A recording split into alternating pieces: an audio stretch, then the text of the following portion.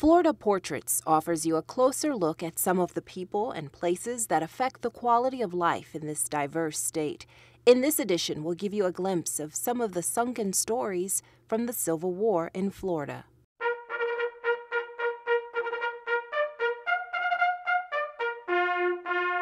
"150 years ago, Confederate and Union soldiers and sailors fought for control of Florida.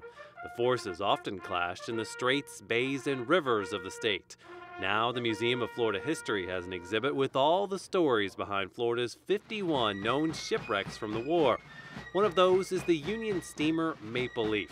In 1864, it was heading north on the St. Johns River after dropping off soldiers in Palatka.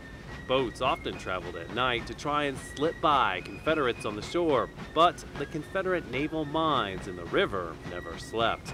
Aboard the Maple Leaf at 4 a.m., the still of the night erupted with a blast.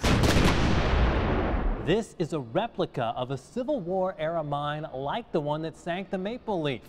What would happen is it would lie just beneath the surface of the water, and a boat would come along and then push this button on top of the mine. That would set off the charge, and the blast would put a giant hole in the bottom of the boat. 5 men on board were killed as the ship sank into the muddy river. The Maple Leaf became one of 4 ships to go down on the St. Johns River from Confederate mines. Museum curator Bruce Gretz. At a very low cost, they could basically take out rather expensive vessels. The Union put spotters on the front of steamers to try and spy out the mines, but that didn't always work. It depends on whether or not it's a moonlit night or it didn't have a moon, and if it's a dark night, you really would not be able to see them. The dangers from the mines in the river eventually forced the Union to give up the fight in that part of Florida. The Maple Leaf went down with a baggage of more than 1,000 soldiers. Most of it is still there. While many military buttons, buckles, and swords have been excavated, other items bring to light the everyday life of a Civil War soldier.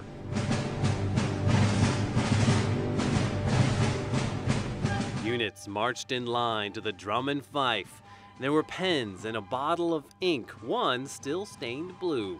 Sunglasses, yes, Civil War sunglasses that helped a Union soldier keep from squinting in the Sunshine State. Some soldiers carried decorated pipes and others brought along a lice comb with fine enough teeth to keep the little bugs out of your hair. Obviously, they didn't have the ability to shower and wash their hair like we do today, so trying to stay slightly sanitary was an attempt in that regard. Archaeologists also found bottles labeled eggnog and extract of smartweed. They were likely used as medicines with a kick of alcohol. So some of these had a medicinal effect and some just made you feel better.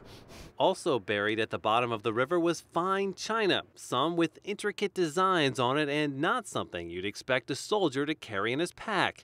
But while they were in Union hands, they probably did not come from the North. It included materials that had been looted from Army service that was occurring up in South Carolina. They were looting some plantations in the area or picking up souvenirs, liberating it, if you will. The Confederates also lost plenty of ships in the war. One of the most successful before going down was the CSS Florida, modeled here. It was a combination sail and steamship built by Confederate sympathizers in Britain. The CSS Florida was originally supposed to go to the Italian Navy, but that was just sort of a cover story. And part of their neutrality laws would not allow ships to be built and armed in England. So what the Confederates would arrange to do is build them in England and then go to some place, usually the Bahamas, and then put on armament and commission the vessels. In all, the CSS Florida had 9 cannons, enough to prey on Union merchant ships. In 2 years, the pesky Florida captured 24 Union ships. While the Union couldn't take this vessel at sea, in port was another matter. With half the crew on shore at a neutral port in Bahia, Brazil, a Union warship captured the CSS Florida and towed it back to Virginia. The Brazilian government protested and an American court agreed, ordering the Florida to be returned to the Brazilian port. But there was an accident. There's some controversy, but generally it's believed there was an intentional accident in which a Union Army transport vessel rammed and subsequently sunk the CSS Florida. That ended the service of one of the Confederates' top ships. You can learn more about the stories of the CSS Florida, Maple Leaf, and other shipwrecks at the Museum of Florida History exhibit on display in Tallahassee now through August 5th.